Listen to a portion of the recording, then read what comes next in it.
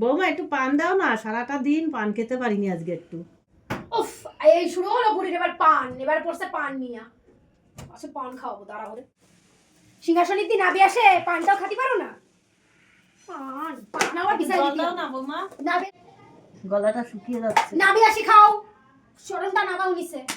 পান জল সামনে সব যায়, খাওয়া নিয়েছে পান দাঁড়া না মোটা করে।